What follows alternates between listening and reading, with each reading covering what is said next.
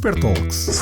Vamos abrir a porta ao mundo das marcas. Um convidado, Várias experiências. visões distintas. Super Talks. By Super Brands. Olá, sejam bem-vindos a mais um episódio da terceira temporada das Super Talks, o podcast da Super Brands. Com um percurso profissional que conta com quase 4 décadas na IBM, onde coordenou áreas como comunicação, marketing e cidadania, integrou também o Conselho de Direção. Foi uma das fundadoras do GRACE, Grupo de Reflexão e Apoio à Cidadania Empresarial, presidiu algumas Assembleias Gerais de diversas ONGDs, associações, e voluntária em várias missões de cooperação como no Vietnã, Moçambique, Cabo Verde, São Tomé e Príncipe e Timor. Atualmente é a presidente da Fundação Liga e membro fundador da nova Fundação Mendes Gonçalves, distinguida com o Prémio da Amnistia Internacional em 2007 pela dedicação às causas sociais e mais recentemente com o Prémio Carreira Human Resources em 2023 e o Prémio Mulher da Década atribuído pelo G100 em 2024, Conceição Zagalo é uma referência incontornável no panorama empresarial e social português. Olá Conceição, muito bem-vinda. Olá Diana, como bom. Muito obrigada por ter aceito o nosso convite. Hoje vamos então falar sobre cidadania corporativa, liderança, ética, igualdade e do poder transformador das marcas e das pessoas quando colaboram para o bem comum. Conceição, antes de irmos assim ao tema principal, gostava de lhe pedir para fazermos aqui uma pequena viagem e que a Conceição nos contasse qual era o seu sonho de criança. O que é que a Conceição gostava de ser? Oh, Diana, e se eu lhe disser que não tinha assim um sonho de criança? Acima de tudo, eu nasci num contexto de uma família muito grande, irmãos, vários, uma mãe com 14 irmãos, um pai com mais 8, portanto, acima de tudo, o que eu aprendi desde muito pequenina foi que o quer que eu viesse a fazer em adulta, que tinha que fazer bem feito. Foi um bocadinho nessa perspectiva que o meu pai e a minha mãe nos educaram a todos nós. Hoje, se fizer uma análise retrospectiva, penso assim, eu era capaz de ter tido jeito para fazer direito. Eu era capaz de ter tido jeito para algumas áreas da engenharia. Mas eu era capaz de ter tido jeito também para a área onde estou, a área social, de onde, Diana, eu diria que desde muito pequenina me habituei a ouvir que faças o que fizeres, tens que fazer bem feito e tens que estudar, preparar e trabalhar muito para conseguires sair da mediania. Portanto, nunca tive aquele sonho de ser bailarina ou ser música. Não, sabia que queria fazer qualquer coisa de diferente, que gostaria de marcar a diferença, enfim, no mundo, sobretudo no meu mundo, ali nas comunidades em que a família se movia, mas sem nada muito definido. Se calhar por isso é que ao longo da vida me tenha habituado um bocadinho a mover-me num multitasking. E é em multitarefa que eu continuo a mover-me. Às vezes não ter um só sonho permite-nos viajar e explorar várias áreas e várias atividades, sim, não é? E aprendermos mais a adaptarmos às circunstâncias e sobretudo, a ter o sentido de serviço. É preciso fazer, faça-se, aprenda-se. É preciso estar aqui neste momento, então tudo bem. É preciso estar ali, tudo bem. Claro que há coisas para as quais eu sei que à partida sempre tive mais jeito para as humanidades do que para as lógicas, as matemáticas, sobretudo, mas vamos lá ver. A formação académica que eu fiz foi na altura das românicas, das germânicas, e isso dava para ser professora. E eu não queria ser professora, isso eu sabia. E depois acabei por fazer outras formações, até de índole mais prática, formações em secretariado, formações em relações públicas e por vir a ser professora. Portanto, às vezes o mundo dá cada volta e eu aprender é que gostei e gosto imenso de dar aulas. Portanto, o mundo dá cada volta e nós, mesmo quando dizemos, não, isso eu seguramente não farei, Claro que a certa altura está a fazer aquilo que dizia que futuramente não faria, porque as circunstâncias a conduzem a isso, e dá consigo a surpreender-se a si própria, a preparar-se para não ser um flop, para não ser um logro, não se defraudar nem a si, nem às expectativas que os outros em si depositam, para poder ter um impacto positivo nos outros, mas em si também. E, portanto, o homem é um animal de hábitos, Diana, e, portanto, o que é preciso fazer, faz-se. E tenta-se fazer bem feito. Volta um bocadinho ao princípio. Falando dessas formações todas que a Conceição fez ao longo do seu percurso e tendo um percurso profissional tão diverso, como é que tudo começou? Portanto, sabemos que começou na IBM, não é? E como é que chegámos até aos dias de hoje? Então vamos lá ao ponto prévio da IBM. Tudo começou na TAP. Tudo começou com uma candidatura a uma vaga na TAP, enquanto hospedeira de bordo, e a preparar-me para começar a fazer formação. Quando chega lá a casa um amigo dos meus pais a dizer uma vaga na IBM, e eu acabei por ter que dizer à TAP não, porque era um emprego público, não é? E era emprego, não era trabalho, e portanto por dizer, olha, afinal não vou para o ar, porque os meus pais achavam que era muito mais respeitável estar de pés na terra, e aproveitar a oportunidade da IBM, de que nunca me arrependi. E ainda hoje continuo a achar que tive e tenho tido o percurso de vida que tenho tido, e estou onde estou, porque fui obrigada a fazer uma opção muito cedo entre o andar pelos ares, literalmente, ou o estar de pés assentes na terra, mas a pensar no que pode acontecer noutros pontos do mundo, noutros continentes e noutras comunidades bastante mais vulneráveis do que aquelas onde eu me movo. Falando, ou seja, todo este percurso muito vasto e muito rico, quem é para si, Conceição, uma figura de referência? Quer no mundo corporativo, quer no mundo das causas sociais? Sem dúvida que uma figura de referência para mim, e começo pelo mundo corporativo, é o Sr. Rui Nabeiro. Foi, e será. Podem vir muitos deles, ou muitos delas, mas o Sr. Rui, a forma como se posicionou no setor social, não perdendo de vista o mundo corporativo e pondo os dois de mãos dadas e a falarem diretamente, servindo-se mundo corporativo ao setor social e setor social ao mundo corporativo, são uma lição até o último sopro da minha vida. No setor social, a minha referência é mesmo a Madre Teresa de Calcutá. A forma como uma mulher enorme, em termos do seu ser, pequenina em termos de estatura física, mas enorme no seu querer, no seu viver em função dos outros, e com uma humildade imparável, fez e faz história, continua a fazer história, portanto continua a ser uma pessoa de referência em termos de setor social, uma mulher que em toda a sua simplicidade, deixou grandes lições para a humanidade. Sim, o mundo corporativo, sem dúvida, são dois, uma internacional, ou mais de cariz mundial, outro de cariz mais nacional, mas com impacto no mundo também, mas sem dúvida o Sr. Rui e a Madre Teresa, os dois noutra dimensão. Não significa que eu não tenha referências no mundo contemporâneo, mas quando me pergunta quais são as referências, são essas. Sem dúvida que são essas, sim. E é interessante a Conceição referir aqui a Madre Teresa de Calcutá. Vai aqui um bocadinho em linha com a próxima questão, que tem a ver com, sendo a Conceição uma das principais vozes femininas na liderança empresarial e agente de mudança social em Portugal, ao longo do seu percurso, qual é que tem sido o seu maior desafio e qual foi o momento que gerou um maior orgulho?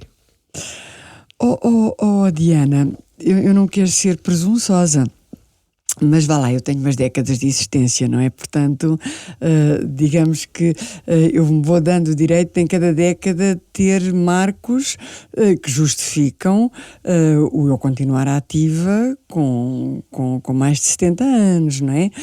Mas eu quer queira, quer não queira, eu tenho por um lado que me remeter para a minha infância. Eu fui criada, fui criada, estudei até aos 17 anos no Ribatejo, em Riachos, e vim para Lisboa para fazer formação académica superior, na certeza de que queria voltar a Riachos para a minha atividade profissional.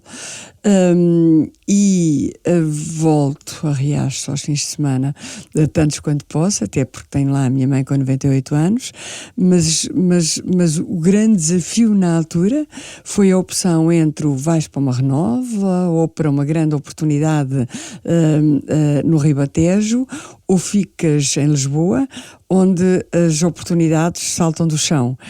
E aí a pessoa tem que ter a noção das circunstâncias.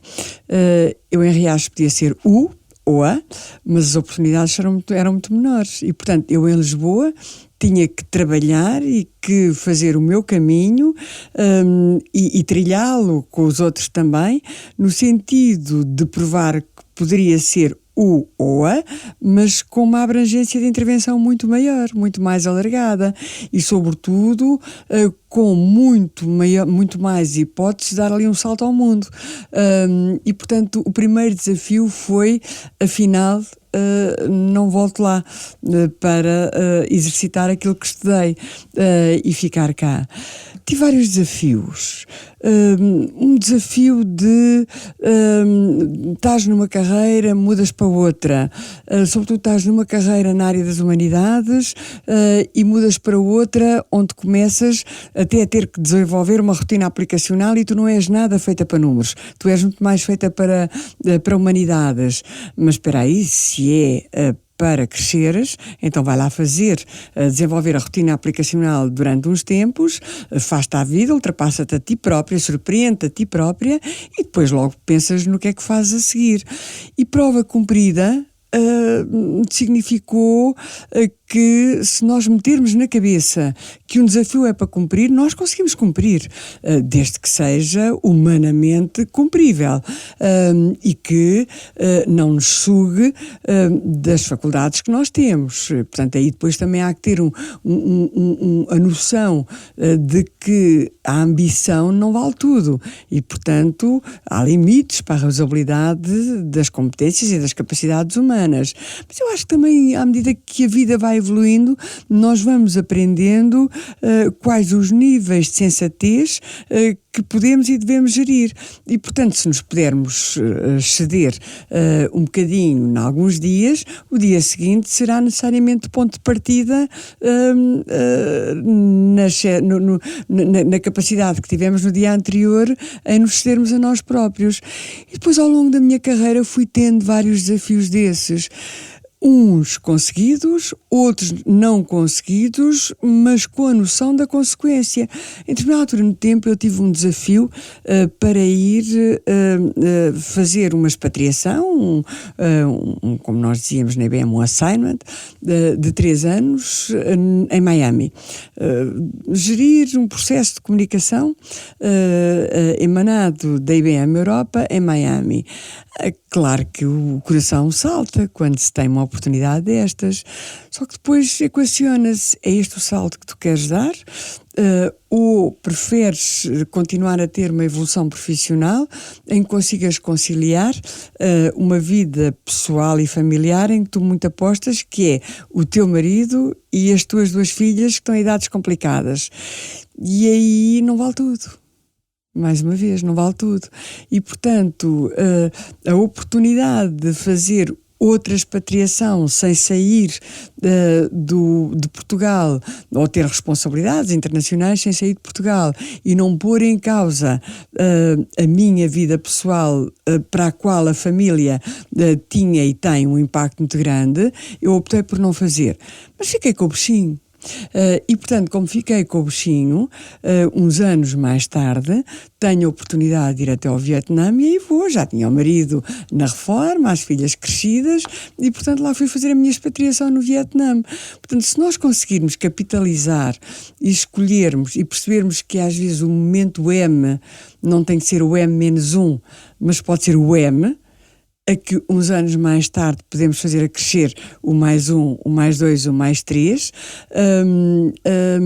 isso podem ser provas superadas e, portanto, são desafios permanentes que depois transportamos para a decisão do dia-a-dia. Há uma oportunidade de trabalho, é para ele porque tem mais tempo de casa do que tu, e aí o desafio vai, não, é para mim porque eu tenho mais capacidade do que ele.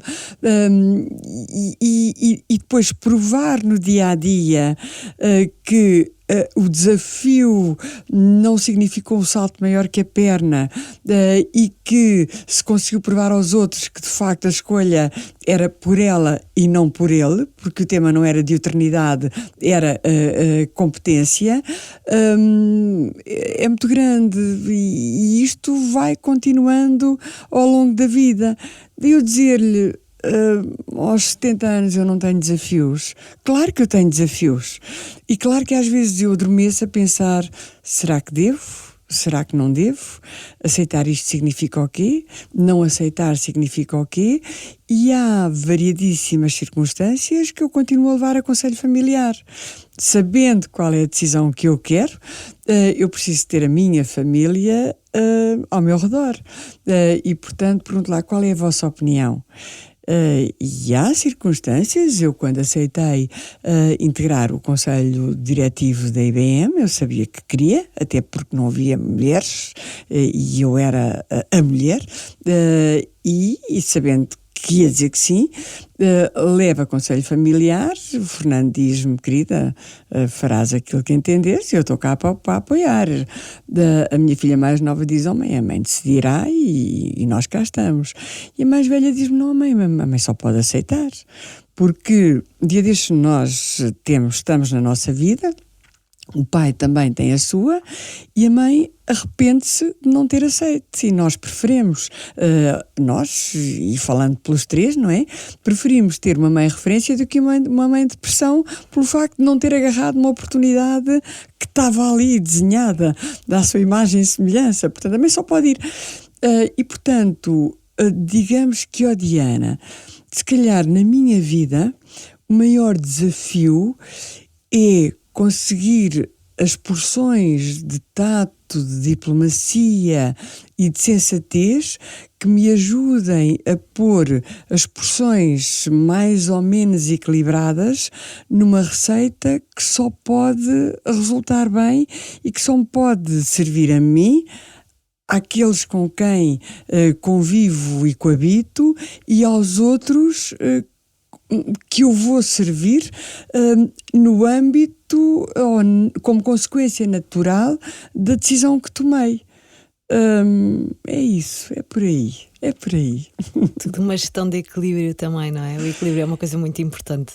Equilíbrio, e a vida é feita de equilíbrios. Nós não fazemos tudo certo todos os dias, não fazemos tudo errado todos os dias, não somos perfeitos todos os dias, aliás, não somos perfeitos nunca, porque não há disso na vida. Agora, se conseguirmos cumprir a nossa missão, percebendo qual é que ela é naquele dia, naquela hora, projetá-la inclusivamente, tanto quanto possível, num futuro que seja palpável, e tentando fazê-lo em equilíbrio e até com um sentido de equidade, porque todos os dias nós dependemos dos outros, os outros dependem de nós. O que é o mundo sem as pessoas a interrelacionarem-se? Nós passámos um bocadinho por isso naqueles anos fatídicos da pandemia, não é? E nós aprendemos o que é que não queríamos. E não queríamos viver enquanto bichos fechados, isolados em casas, não é? Portanto, pondo equilíbrio, vai lá um bocadinho à rua passear o cão, vai lá um bocadinho à rua, vai lá um bocadinho à rua, enfim, pondo equilíbrios que não ponham os outros em causa, conseguimos, sim, planear os nossos dias em função de nós próprios, em função dos outros, e acordar cheios de alegrias e olhar para o sol, mesmo em dias em que ele está encoberto por nuvens, e sentir que a vida é uma oportunidade permanente que ou agarramos ou agarramos. Não há terceira alternativa. Falando em oportunidades que podemos agarrar, agora só no mundo feminino, apesar dos avanços na liderança empresarial, as mulheres ainda continuam a ser subrepresentadas nos cargos de topo. Na sua opinião, o que é que falta para as mulheres poderem alcançar essas posições em igualdade de circunstâncias? E tendo em conta o panorama em Portugal, como é que avalia este estado atual de igualdade de oportunidades? Diana, começo pelo fim. Como é que avalio o atual estado de oportunidades? Já tivemos melhores dias, já tivemos mais lá do que estamos neste momento, mas precisamos de estar cá. E para estarmos cá, do meu ponto de vista, e eu sei que há quem me bata por eu ter esta opinião, mas eu não deixei a ter. E assumo-a e defendo-a, e se mais tarde eu vier a chegar à conclusão que estou errada, também serei a mulher para assumir que estavas errada. Mas eu acho que somos nós, mulheres, que temos que nos posicionar na linha da frente. Não há razões objetivas para um homem e uma mulher não terem acesso ao mesmo nível de oportunidades. Uma mulher e um homem não têm coeficientes de inteligência diferentes pelo facto de serem de sexo feminino ou de serem de sexo masculino. Uma mulher e um homem são tão mais válidos quanto mais conseguirem complementar-se. Biologicamente nós somos diferentes. Biologicamente eles pensam mais com o lado racional do cérebro, nós pensamos mais com o lado emocional do cérebro, portanto nós temos mais, uns têm mais serotonina, outros têm mais dopamina, mas quanto mais nós avançamos no tempo, mais nós chegamos à conclusão que os homens mais bem-sucedidos são os que se assumem com uma sensibilidade feminina mais apurada, e as mulheres mais bem-sucedidas são as que se assumem com uma racionalidade mais apurada, não deixando eles de ser homens e não deixando elas de ser mulheres.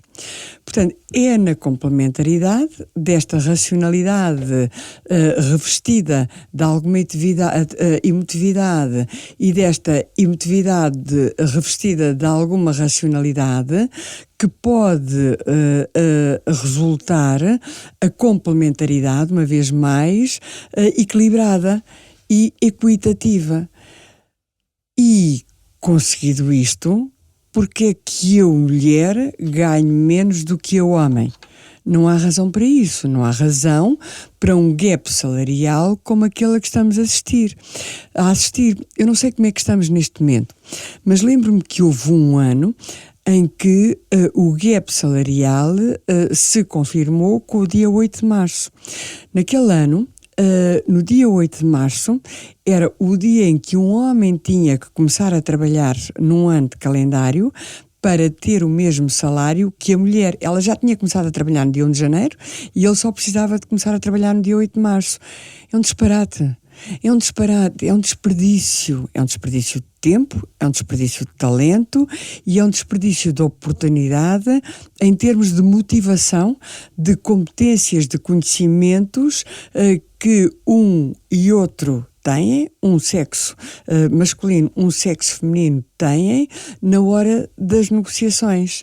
Agora, nós mulheres, portanto, respondendo à primeira questão, à primeira fase da sua pergunta, nós mulheres temos que, de uma vez por todas, deixar de nos considerarmos ou de aceitarmos ser coitadinhas e lançarmos-nos para a linha da frente e provarmos: eu estou cá e o meu apor pode ser muito mais valioso do que o dele neste momento. Eu aprendi a fazer isso ao longo da minha carreira, pondo-me a jeito quando sentia que havia cargos que estavam a ser desenhados para eles e que eu sentia que os podia e devia fazer em abono da organização. E nós temos que continuar a fazê-lo. E temos que continuar a combater até à exaustão os estigmas de que as mulheres são muitas vezes acusadas. Não.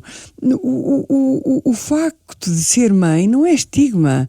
O facto de haver condições femininas distintas dos homens não pode ser estigma. Não há empregos para mulheres. Não há empregos para homens.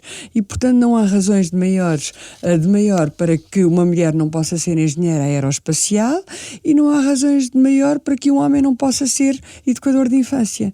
Portanto, vamos lá continuar a combater os estigmas, a tirar rótulos e a fazer-nos à vida para conseguirmos um mundo equitativo, porque o mundo vai ter muito mais sucesso no dia em que houver um balanço de género homem-mulher.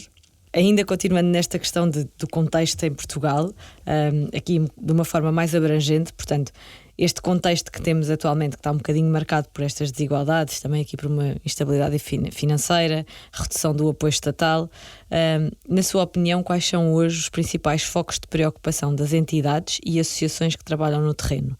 Ou seja, desafios concretos que quem está no terreno, portanto as associações sociais, enfrentam diariamente para garantir o seu impacto real, no fundo, e a sustentabilidade das suas ações.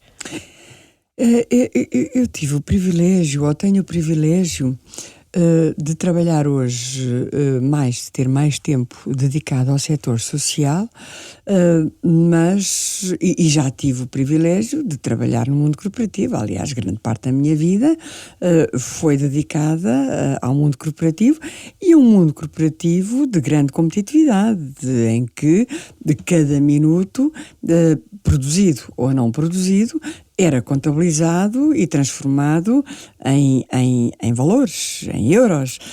Começou por ser em escudos e depois em euros ou em dólares, porque eu estava numa empresa americana. E eu acho que o grande tema do setor social é, do meu ponto de vista, não ser tratado ainda, ou não ser tratado na generalidade, porque já há muitos bons casos, com os princípios do setor do mundo corporativo. O mundo corporativo tem que ser rentável. O mundo corporativo tem que ser autossustentável.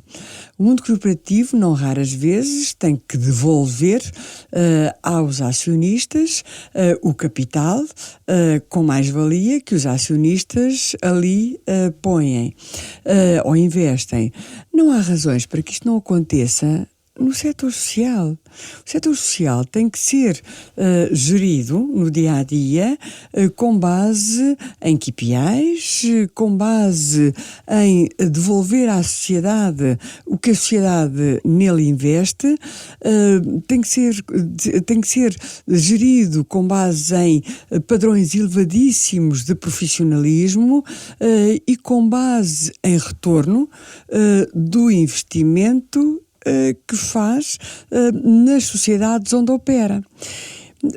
Eu tenho o privilégio hoje em dia, nas organizações mais macro em que me movo, a saber, a Fundação Liga e a Fundação Mendes Gonçalves, de articular muitíssimo em parcerias com as empresas, com o mundo corporativo. No caso da Fundação Liga, eu estou lá há 2 anos e estou com responsabilidades de topo ao nível de Conselho de Administração e de Conselho Executivo, e qual foi uma das primeiras medidas que tomei? Bater à porta das empresas que conhecia de trabalhar o setor social, enfim, do lado do mundo corporativo, com o Grace, e de lhes dizerem: há aqui uma associação, ou uma fundação, que no dia-a-dia dá dignidade a cerca de 450 pessoas com deficiência, que tem 105 colaboradores e que precisa muitíssimo de aprender como se autossustentar no dia-a-dia. Bati à porta da EDP e da pessoa responsável pelo voluntariado da EDP, que diz: sim senhora, vou lá visitar, vou lá ver como é que é.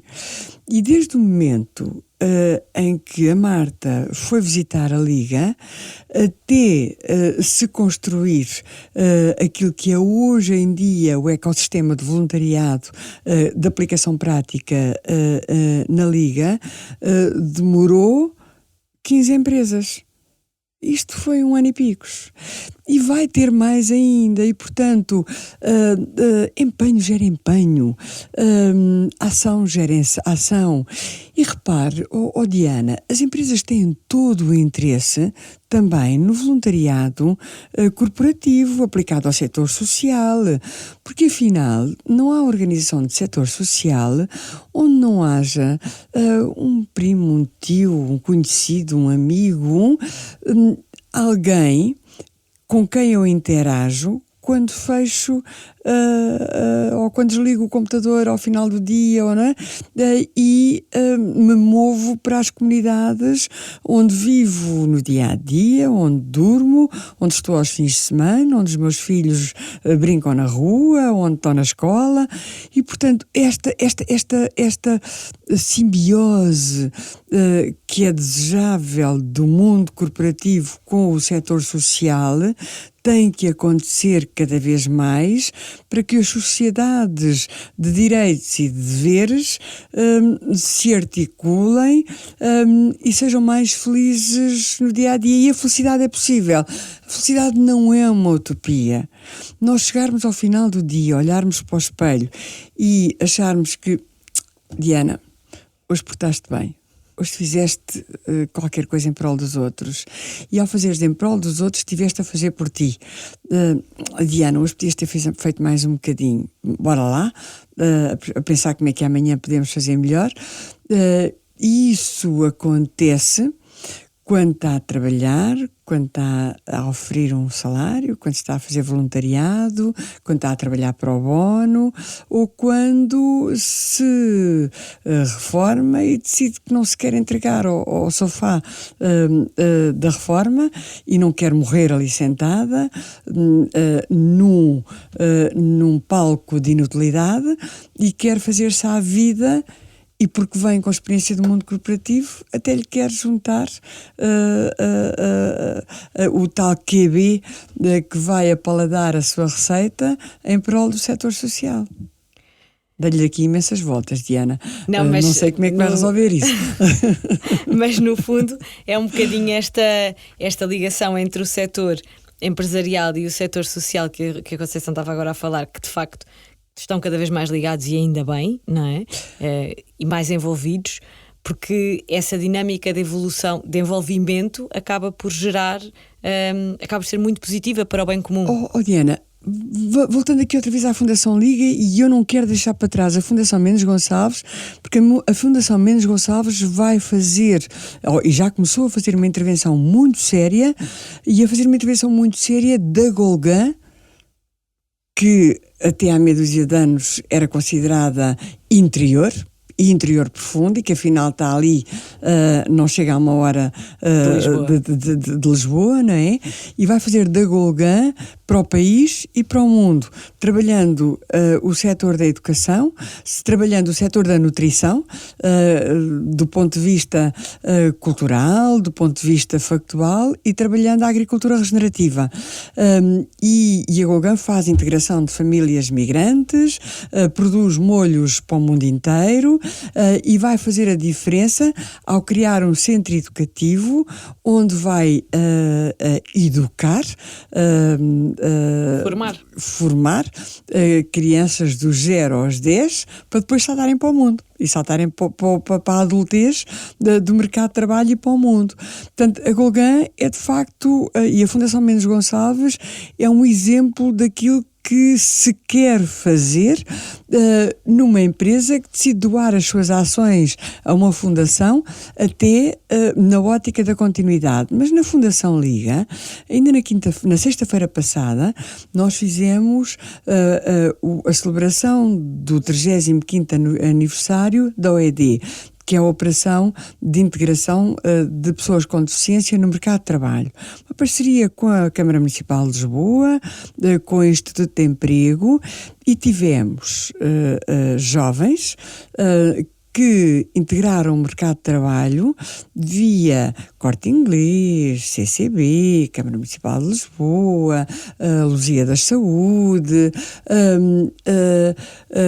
Uma pessoa, pelo facto de ser surda, não tem limitação nenhuma e é uma excelente profissional. Uma pessoa, pelo facto de ter uma doença mental, não tem limitação que se prove para não poder ser um trabalhador de excelência no CCB. Uma pessoa que tem determinado tipo de limitações físicas não terá razões de maior para não poder ser um trabalhador e um prestador de serviço num balcão, no Corte Inglês ou em variadíssimas empresas que no dia a dia fazem questão de, e não apenas por uma razão de cotas, fazem questão de tirar partido de pessoas que estão subaproveitadas porque o mundo as penaliza pelo facto de terem uma deficiência, e tirar partido para conseguirem melhores resultados, para conseguirem fatores de produtividade, de satisfação, de empenho, de motivação, muitas vezes maiores do que aqueles como nós que são tidos como não deficientes, não é? Portanto, o mundo de hoje, com o conhecimento, com o desenvolvimento das tecnologias, com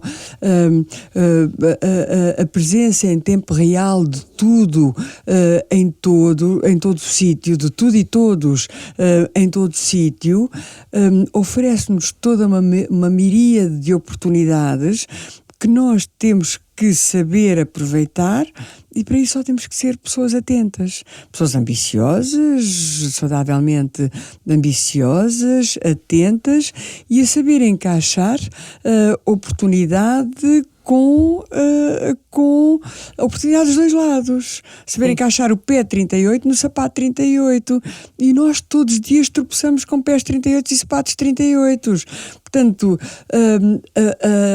a vaga, a procura e a oferta, devidamente encaixadas, levam-nos ao extremo, ao expoente máximo do fator aproveitamento, no bom sentido, das duas peças do puzzle que precisam de encaixar para que aquilo seja harmonioso.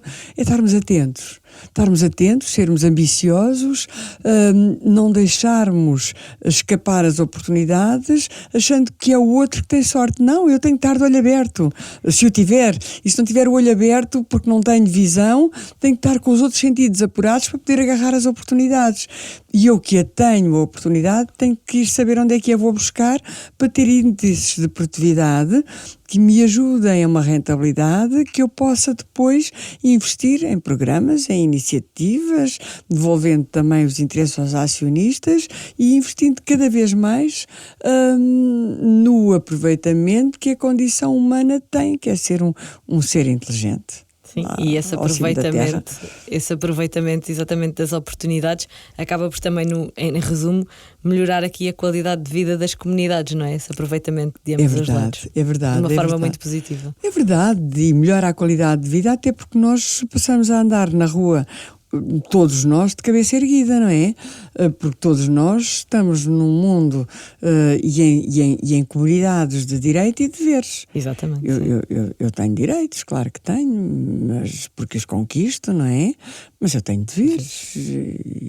E olha, isto recorda-me, inclusivamente, e não querendo fazer política, mas fazendo-a, recordo-a um fator que me faz pena cada vez em que assisto a isso, que é as abstenções nas eleições, não é?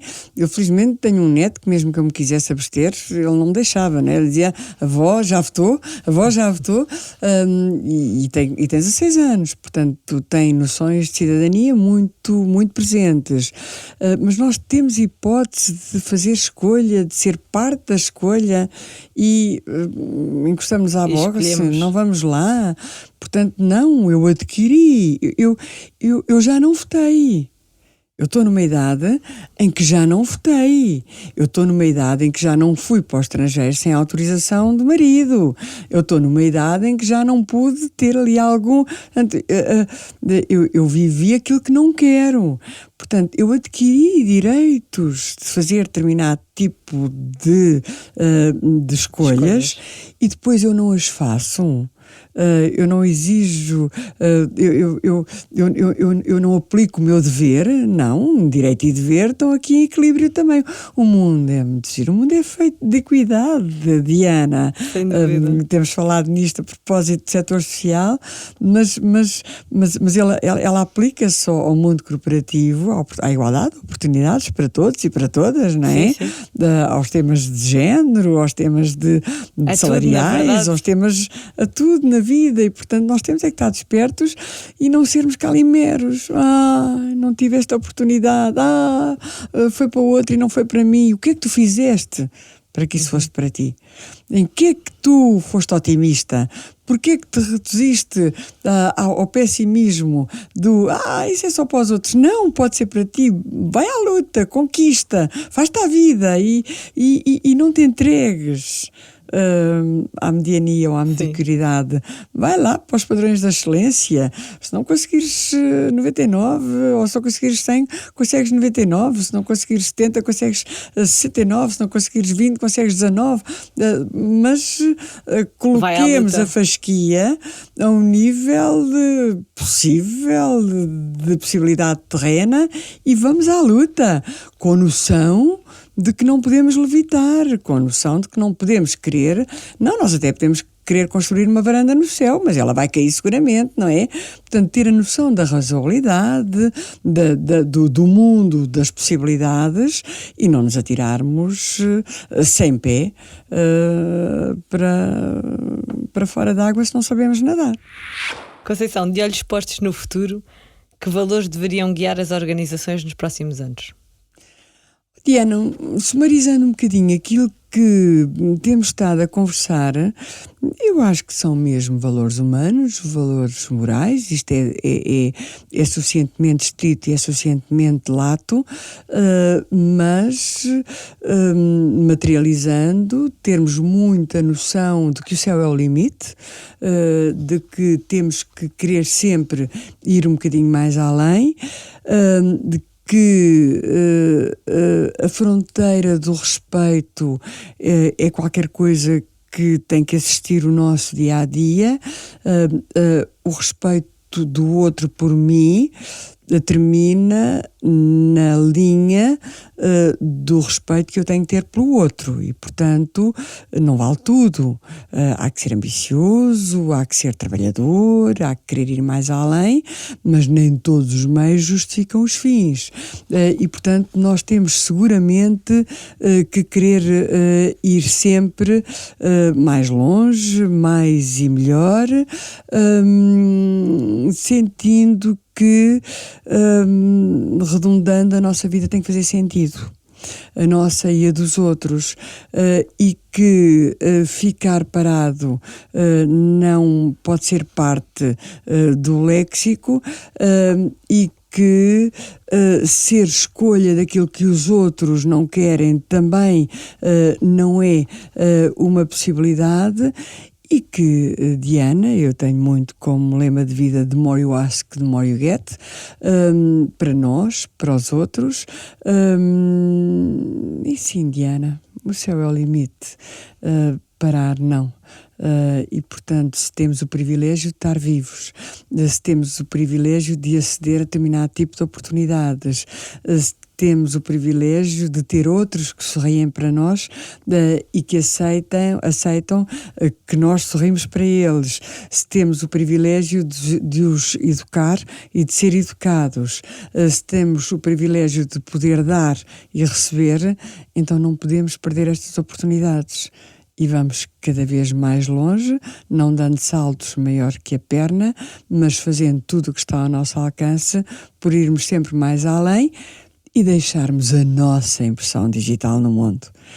Eu gostaria muito que um dia mais tarde, e não é uma questão de egoísmo, é uma questão de sensação de dever cumprido, os meus netos dissessem: a minha avó Caúcha, que é assim que eles me chamam, ensinou-me isto ou aquilo ou aquilo outro, fez isto ou aquilo ou aquilo outro.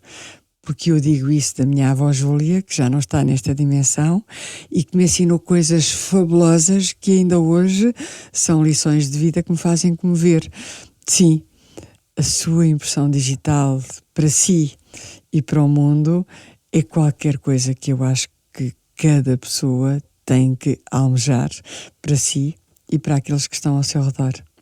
Esse foi um ótimo resumo também para um conselho para alguém que está agora a começar a lançar, se calhar, no mercado de trabalho e que queira fazer diferente e mostrar diferença e dar aqui novos passos. Essas frases que a Conceição acabou agora de referir poderia servir exatamente como um conselho, uma boa alavanca para futuros jovens que estão agora a dar os primeiros passos. Conceição, nós estamos mesmo aqui a chegar ao fim da nossa conversa. A frase que é da sua autoria: servir com integridade, construir com visão e inspirar com propósito, parece também refletir aqui a sua bússola pessoal, além dessa que a Conceição acabou de referir agora mesmo. Como é que esta orientação se manifesta na sua forma de liderar, tomar decisões e enfrentar os desafios no contexto profissional e pessoal? Oh, Diana, servir com integridade, eu agora precisarei de repescar um bocadinho o que disse, mas servir com integridade é um bocadinho aquilo que temos estado a falar uma com a outra. É mesmo, olha, se quiser ir buscando o exemplo da fronteira do respeito, do respeito, não é? Não vale tudo a todo custo e, portanto, se eu sinto que para conseguir cumprir determinado tipo de objetivos eu estou a prejudicar seja o que for, ou seja quem for, eu não posso querer isso para mim nem para os outros e, portanto, eu tenho que adormecer todos os dias, com noção que dei tudo aquilo que estava ao meu alcance e que deixei até algum trabalho de casa preparado para o dia seguinte, sem ter prejudicado ninguém. Por muito que eu goste de fazer determinado tipo de coisa, no momento em que eu sinto que posso estar a prejudicar alguém, então peço desculpa e encosto à boxe. Portanto, e servir com integridade é isso, não valer tudo, não vale tirar olhos, não vale pôr os outros em causa, não vale prejudicar os outros, não vale corromper princípios éticos, não vale falhar princípios de ontologia, não vale servir-se a si quando é esperado de si que sirva aos outros, não vale servir-se a si. Vale servir os outros e, portanto, servir com integridade é tudo isso. Qual era o segundo ponto, Diana? Construir com visão e inspirar com propósito. Visão. Eu tenho a sorte de ter nascido mulher. Eu tenho a sorte de ter nascido mulher. Uma sorte eu também, eu acho que se fosse homem que a coisa não funcionava.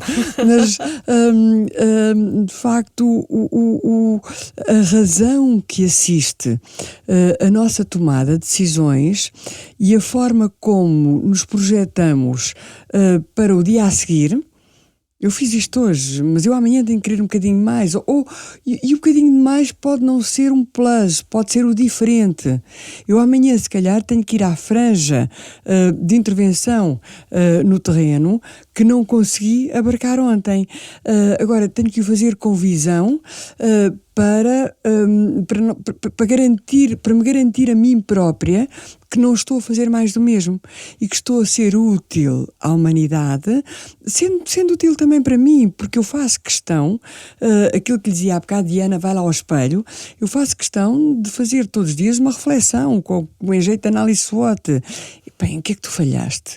Em que é que tu, de facto, excedeste? Qual foi a tua fraqueza? Onde é que está a tua oportunidade? E com visão, lançar-me então pode ir a seguir. A terceira questão era, Diana... Inspirar com propósito. Inspirar com propósito.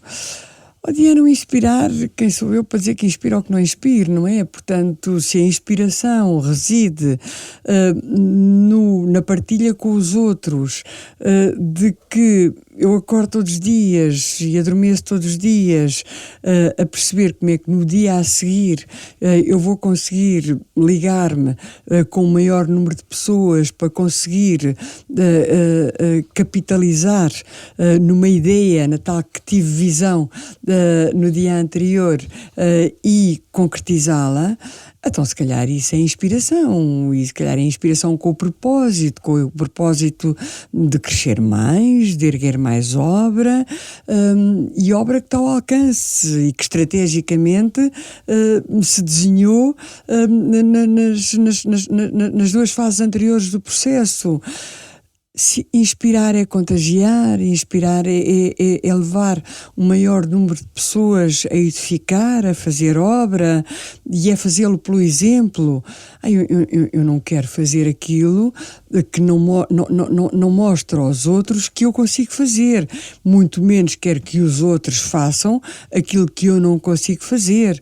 E, portanto, se isso é inspirar, e é inspirar com propósito, o propósito é concretizar, e é concretizar até ao meu último sopro de vida, é a concretizar até que a razão me assista, até que eu tenha o juizinho que me permita, e a lucidez que me permita erguer obra. Eu tenho a obrigação de o fazer, e nós temos cada vez mais, até porque a esperança de vida é cada vez mais alargada, obrigação de, Diana, reformarmos e pararmos aos 60 e tal anos, as pessoas terem como propósito de vida reformarem-se, para passearem, para estarem sentados, para não produzirem. É qualquer coisa que para mim não faz sentido. Portanto, eu hei de mexer-me até que a voz e o corpo me permitam. Se isso é inspirar com propósito, sim. Falo-ei tentando ter um crescente número de pessoas de qualquer idade, crianças, jovens, mais adultos, a minha mãe com 98 anos ao meu redor. Sim, tentarei fazer isso. Uma última questão: se a sua vida profissional fosse um filme, que título lhe daria? Se a minha vida profissional fosse um filme, que título lhe daria? Teima e desafia-te, porque fazer dá bons frutos. Se eu quisesse um título mais curto, fazer acontecer. Fazer acontecer é um bom título. Fazer acontecer. Um filme. Conceição, muito também obrigada. Há outro título, é Faz-te à Vida. Nós chegamos ao fim deste episódio das Super Talks by Super Brands. Estamos de volta já na próxima semana, por isso não se esqueçam que podem ouvir o episódio sempre que quiserem no podcast da RFM e nas restantes plataformas. Obrigada e até para a semana. Conceição, muito obrigada. Obrigada, Diana, muito obrigada. Super Talks by Super Brands.